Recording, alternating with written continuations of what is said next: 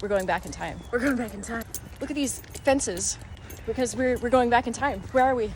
Where are we? Where are we? Where are we? Well, we're in America in the 18th century. Into a land of English rule. I feel like a subject of His Majesty King George. Are we in Williamsburg? We are in colonial Williamsburg. The nearby spirits. / I don't feel anybody right now. No. I just feel lost right now. I feel just like a 18th century person walking in the woods going, where the hell am I? People Clearly keep walking. We're not in Disneyland anymore. People are walking confidently this way. And so, like, the sheep we are choosing to be today, the herd animals that we are, we're just following them. I mean, I do have a map. Why did you look at that? Put that away. Good lady, do you happen to know where it is the historic Williamsburg location be? Oh, look, there's a sign. Is it that way? That way? Towards the... I'm nearsighted. I can't read that. So we are joined by... Okay, I was about to say the infamous, the phenomenal, the talented, the wonderful Rupert. Incomparable Rupert. And the incomparable Rupert. Hey, Rupert, what do you think so far? There's just an acknowledgement of, like, grass. I felt an acknowledgement of we are walking. Look at these flowers. Rupert, do you see it? Okay. Yes, flowers were common in my time. Were flowers around back when you were, like, physically... We're getting closer because we found the sign. Journey into America's past. How do you feel? I feel loyalist. Oh, I feel British. Oh, shoot. I feel they're taxing the sugar and tea too much. I'm gonna write a letter about it. I don't think we're in 2024 anymore. Oh no! What makes you say that? They're so well preserved. That must mean it's now. So far, it would seem that people have been staying away from us because every time that we're around, and then we start filming, people get really concerned, like awkward. It's like people walk faster to get away. It's like, Ghosts? By the way, do you catch any vibes yet? I have to stop. Oh, I see what's happening here. Is that a ghost? Is that a ghost? Oh my god. Is that a ghost? How could you tell the gosh darn difference? Disappeared behind the tree. Damn, all Just right. walked right in there. Wow. Yep, he said, no, nobody sees that. Just in the tree. You were talking about layers. I was thinking about a convergence of time. In places that are historical, when they preserve it, this goes for houses, towns, cities, buildings specifically, even something as simple as like a little monument can start a convergence. It's a memory, it's an imprint. And with this being such a large place, you can literally just see where people would be walking, seeing people just exist in space. So if there were people that were around this area that were maybe wayward or from this time period that were like, where do I go? Here they are. Convergence of times. In some haunted places that are less active, you will have folks more like haunting more during the day, just because that's when they would have been awake, right? Here, up here, the vibe that I get, night is where it's at. I got that too. I get a lot of people are resting right now. A lot of people, there's either some like busyness that's happening, like generally like residual energy just repeating itself, like I'm going to work. But really, if you want to come here at night, it's like a whole different city at night. Yeah. I also get the feeling because you mentioned like wayward spirits, I get the feeling that anybody who is like in the general vicinity, the energy is enough here that they will like wander over. So we're talking about spirits that not only are from the colonial era, we're talking about spirits that are from like whatever. Also consider the energy that the people themselves, the living people, the corporeal ones of us that are coming here and being like, wow, look at this old stuff, blah, blah, blah, learning history. Do you think this place is haunted? Keeps it going, keeps it moving forward. Yep. There's a ghost in that house behind us, by the way. Yeah, right in there. So we're wandering around colonial Williamsburg, and I get this feeling of turning down this street here. I don't know where I am. This place gives me a feel here. Gives me a feel here and pressure in my ears. You look so cool right now. Do I? Yep. Isn't that great? It's the umbrella doing it. I'm gonna share with you what reads I'm getting. I've not read anything about this building yet. Would love it if you would comment if you're getting any reads below. What do you think this is? Who do you think is here? Specifically, I'm getting somebody from up there. The middle building. across from the little annex area. Second floor, second window over from the far left. That actually feels like a woman, but I have felt a man. Feels like a man over there. He's middle age. She's not, 30s maybe. Somebody in that smaller building over there. First thought was child, but might actually be like a teen, and ran off, missed it. If that is a woman, she brings a very masculine feeling to her. Very much like, this is mine. Overseeing the area. There are definitely some folks who come out here and walk around. The man in the back just seems like he's in a state of working. What do I get? Mostly everything I was feeling was up on the Top floor felt like a family, but it also felt like maybe sometimes they converge into that space. And I got a couple of different hits. I felt that it was a house, it was a manor, it was a farm, it was a school, it was like multiple different things. Like it had multi-uses. I do see the man, I see the woman, I see them here because I'm not in there to actually look at them. And it's very, the way they're standing, she is like this. He was like this, and then there was a child who was just like, there's more out in the courtyard area. So there's an inner part of this house that has like a courtyard, and there are definitely going to be more people in there tooling around and moving stuff around. See, I was getting more like in vibes. Like there were some people who stayed here temporarily, but there was certainly like a family that lived here. So you're saying like also it might be school. Like this building is so large, it could be anything. Like I literally felt this is our home, this is our school, this is our shop. All right, moment of truth. The home of Peyton Randolph, colony of Virginia.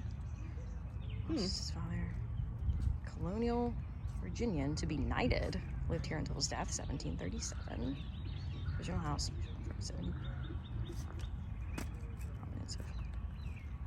Family. I was getting a woman felt like colonial because I saw like something over her head. Yeah, I definitely was getting like colonial, mid-late 1700s. But it like hearing this is our home, this is our school, this is our shop, and I'm like, oh, now that makes sense. Because this is like a megalith of housing. Yeah. So they would have just done everything here. And probably. For them to tutors, they would have had tutors, and for them to have more money, it makes sense. The kind of in and out feeling of, I mean, certainly merchants would be in and out because they would be working, but also like the feeling of people come and go from this area as well. So, also, definitely went that window right there. Watch her. I think we can go inside this building? Yeah. Currently, we are here, Peyton Randolph House. And then we're basically kind of coming into that center where all of the different things are. I'm kind of just vibing. Like, I'm not looking at this map. I just kind of wanted to get an idea of where we were. And we are here. So. Thank you, map person.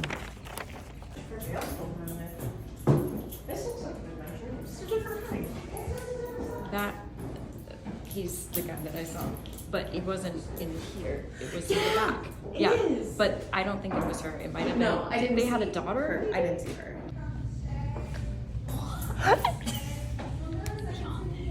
And we get adventures to hers.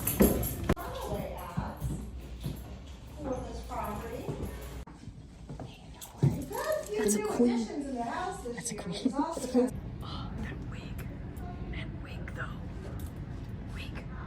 What? So the room that we were just in, the one that she's talking in right now, that's where I felt that lady. Yeah. But I didn't feel like it was the wife. It was interesting. She said the nieces stayed here, and she said Anne, and something about that like struck out to me. But I don't know if it was the niece exactly, or if that was another Anne in the family. What's really interesting is as we've been walking in here, it kind of like vacated, like they all like sunk into the walls or something. Yes. And it's really interesting overall.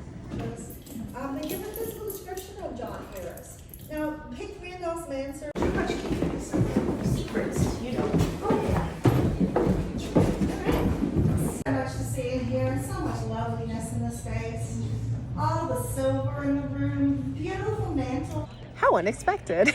I heard something clairaudiently. I felt somebody like manifest behind me, and I was like, I'm gonna sneak away and see what that's about. And as soon as I walked in this room, I heard a very whispery out loud, hey. And And I was like, oh, I just got an EVP in my ear. Yeah. That was pretty cool. That was upstairs. Also, the portrait of the first man who lived here, I remember seeing, like, when I said there was a man that I was picking up on who was working, that's who I was picking up on. Like, I saw a wig that he was wearing. It wasn't as well kept as that. But for some reason, I picked up on him back here, which these were the quarters where the enslaved peoples were kept. Thing is, though, it felt very clean. It did. Which... There was somebody poking out behind a staircase area. They poked in just a little bit, looked at me. I looked at them. I saw their outline, but they didn't talk too much. The man by the window, because I picked up, one, the window is beautiful and you can see it like over the stairs and that kind of thing. You picked up on him outside. Yes. I spoke with him briefly. He seemed so sad. Yeah. Like while we were inside, and I was just like, can I do anything for you? And he was just like, And then there was a younger woman that I ran into in the bedroom, the one that I believe was trying to get my attention with the hey. And I talked to her a little bit, and she was like, this is boring. I'm bored. We do this every day. Yeah. But I picked up on a different woman, I think, who was in that upper window that I mentioned at the very beginning. And she just sort of faded away when we got up there. It's very like the way that the woman in the one room described it to me, because she looked younger. I would say like she looked like maybe in late teens, 20s when she was presenting herself, and she was like, I'm bored. This is boring. They make us stay here for no reason. And she's like, it's not even that interesting. We don't even live here anymore. And I was like, oh, okay, thanks for Who's making them stay? I don't know.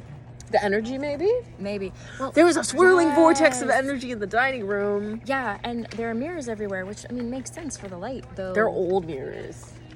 Yeah, they are. They're silver-backed mirrors. Yeah. So... And it wasn't taking up the entire room. I pinned it closer to where the fireplace was.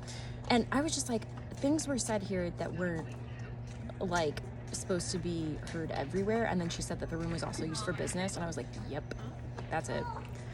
Yeah, so wild times in the little red house. Well, the big red house, but It's big. it is. Yeah. Feel confident? Feel good? Yeah. All right, moving on. Other hot take. Real kudos to our tour guide. She was wonderful, very intelligent and knowledgeable, straightforward, beneficial. There was an older white man on the tour where she was talking about enslaved, and he started asking about questions of codification. So essentially when they were legally considered slaves, because everything before that doesn't count according to what he was trying to dictate. Not only that it doesn't count, but that everybody before that, unless legally stated otherwise, was an indentured servant. Yes, he said those words with his mouth in front of several other people. And everybody just kind of went... Yeah, the whole group was just like, you're kidding me. And then he tried to fight with the docent to prove his point that they were indentured servants. And then he did try to ask her a question when we were leaving, and she totally ignored him, so... Yeah, it's like, as we were walking by different times when we were walking in the room, I like walked by and I was like, thank you. And I was like, you handled that so well. And she's like, that happens. You have to. In a place like this, you have to be able to handle those kinds of things. I remember it as a tour guide. I remember it, especially as a woman. People would fight me. Fantastic job, tour guide. Big shout outs to you. You handled yourself well, and he wasn't... words. And she was super professional, and I appreciate that. You can't rewrite history. May his french fries forever be soggy. Rebecca found sheep. They're sheep. But we can't go up too fast. They're delicate.